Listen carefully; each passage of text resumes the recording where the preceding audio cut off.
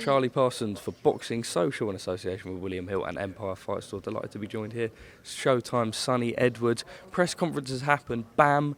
Not giving it as much back as you thought. I felt like you prodded him a couple of times. He said to me that you sort of weren't talking as much as he thought you were. Your thoughts on that? We've got the second leg in London now. A little gimp. What do you mean? Were you surprised at how little he didn't interact, given that you're right there in front of him? Nah, not really. I feel like he's just a boxer, innit? He's just a boxer. He likes going to the gym. He's not that out there with his, like speaking, and he's not very confrontational. You know what I mean? He's probably had the same bird for the last 12 years. You know what I mean? He's one of them lads. He's not cut from the same cloth as me. You know what I mean? He's a nice shoot. You know, he's a good lad. Someone said he's 23, he's young. Do you think that plays a factor in it at all? People saying that maybe that's why he doesn't want to engage too much? I'm not sure. I don't think he's too comfortable when it actually comes to like outside of the ring confrontation maybe. You know, his energy, he didn't sort of awe the room as he walked in. I didn't even know he was in here for the first like 5 minutes. You know, he just stood in the corner.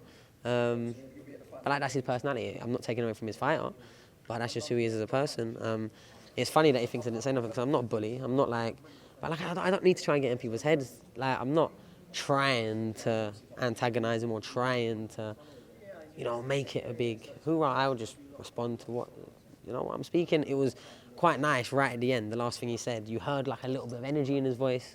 You heard a little bit of phlegm come up. Oh, that belt's coming back with me. Tempted to go back a bit more, or just not an option at that point? Yeah, but right at that point, it was like, fucking hell, he's in the room. Fucking hell, Bam's here. You know what I mean? He's just woke up. He must be jet lagged, man cunt. But it's interesting that he said that, you weren't really... Because I'm not disrespectful, and if you're just going to come and show me respect, call me a good fighter, and what do you want me to do? Start talking about his leather jacket and his silly shoes and that. No, I'm joking. But like, what do you want me to do? Like, just start fucking throwing shit? Like, come on. You know what I mean? I speak confidently. I speak coherently of what I think I'm going to do and what I'm capable of. I told him straight up, I don't think this is the fight for him. I think they wanted to look for other options. They showed in, venue selections, ring size requests. Let's say you talk about that. I mentioned that to him. He said he's not sure what goes on in the communications and the talks. It's not him pushing it. Not sure. It's his team. I'm only asking you to get your reaction. You are the B-side. Do you not feel a little bit? No. But you've got your name second. Sorry, no, you've got your name. Okay, but who's walking to the ring first? Yeah, true. So who's walking to the ring first? True. So who's the A and B side? It's just that I'm not going to lose this fight because he's crying about having his name first. I'm not going to lose the fight, so I don't care. That's what I mean. But him saying that he's not involved in the talks to make that sort of thing happen. Yeah, or maybe not. But at one point, they was talking about going up to fight one of the super flyweight world champions instead of fighting me and speaking to our mutual promoter. You know what I mean? So he might not know. But why do I know more than he does then? Oh, I'm not sure what to say. So you don't know that your manager was stalling the fight, asking for more money, which you got. Late date, which you got. America, which you got. The only thing you didn't get was a 16-foot ring. That it stalled on, bear in mind. The fight was not happening, but the fight didn't move for like 2-3 days because they was adamant on ring size. 16 foot they wanted. Oh, well, I want 24. We'll go down the middle and be 20. Like, fucking hell. Why are you little girls? Like, why do you... When a year ago, Robert Garcia, out of his own mouth, said, Bam is going to go down to flyweight, come to London, come to the UK, and win my world title off me. Where did that energy go? When did it go? I want to know. You said first round KO, and you mentioned that to me off camera that a couple of people laughed. But I suppose you're a fighter. You have the confidence that, you're a world champion. If you've got the unification, if the opportunity arose, you take it. All my fights are first round knockouts. Because by the first round, I've now won. You know what I mean? It's on autopilot then. Offended by the fact that the bookies have got you as the underdog? I want to be the underdog. More is gained being the underdog. Surprise you? No. More is gained being the underdog. Slight underdog, remember. Like, very slight underdog. Like, it's not like I'm getting 3-1 of my money. You know what I mean? Yeah. It's like, we might as well be evens and there's like a little knock on his side. I a bit of knock on my side, get a bit of money. That's all it is. It's based like doubling the money, really. Let's be real. We talk about unification fights. When you look back, you tweet about how you've done it. Undefeated, going on now to fight for the unified titles. You talk about going up and unifying in further divisions later down the line. You feel like when you look back, you're in a good space. You're happy with how things have been mapped out? My life is great, Charlie. I'll be real. The reason why you see me happy and smiling and laughing, having a crack all the time, because my day, I wake up and I fall asleep, and every single day for the last, I don't know how many years, it's been a good one. Whether something bad happens, my mindset, oh, it's not going to ruin my day. My life's too good. I've got 2 beautiful children.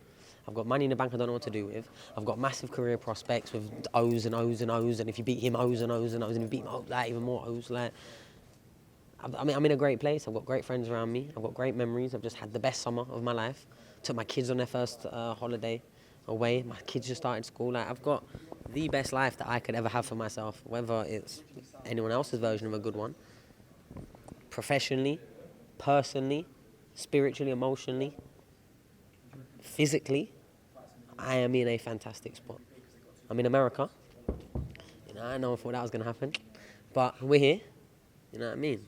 Unlimited visits for the next couple of years. I can work here. You know what I mean? Let's pick up on that then. You talk about that, but is there a real feel-good moment when you reflect that you're here for your unified championship fight? How happy would the lad 5 years ago say, go into some of your brother's weigh-ins perhaps, look at what you've come on to achieve?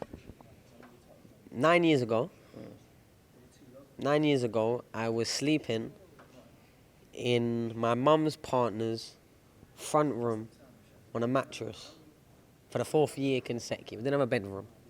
Yeah, I was going to the gym, I was training. I left there, I went to university, uni digs, no money, fucking nothing, no help. Then I went and took a risk, leaving GB when everyone laughed at me. The lads on the GB, I'm not going to name them, I've had some run-ins with a few of them since. But the ones that laughed at me and are looking up at me, and the events and the purses and like, all of my peers, all the weights that are the desirable weights, but they didn't get here. They didn't get to the number 1 in the world. They didn't get to the world titles. I've done it when everyone said I couldn't. England coach was telling Grant when I first moved to his gym to not bother training me because he ain't going to do nothing with me because I'm useless. I don't listen. All I do is run away and throw jabs. England coaches that was blocking me from going to do what I needed to do. Head of England, Martin Utley, him. I feel like you're constantly proving the doubters. I'm not even trying to. I just do because I've always believed in myself. Because all of everyone said that, I never thought any less of myself at the end of the day. Someone else not seeing my value don't mean my value is less. I've always been a good fighter. I've always got in the ring and stood people on their head. Whether it looks like explosive and punching holes in people is one thing, but I make people look silly. I make people question how good they are as a fighter once they get out of the ring with me. I've ruined careers. I've derailed careers. I've ended careers already. I'm 27 years old. And I've done it against world champions, done it against European champions, done it against British champions, and I will continue to do it. Let me pick up on that prediction for this fight then. You talk about all these belts to now have 2, and to look on, you talk about the biggest fights in the world down the line, Chocolatito, one of them. I'll actually win 3 that night.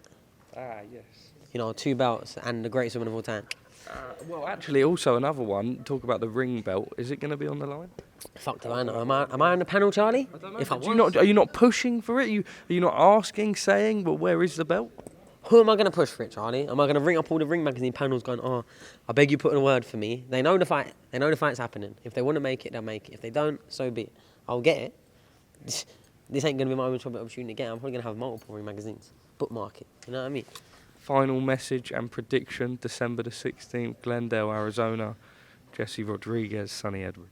First round knockout. Sonny Edwards, thank you very much for speaking to us at Boxing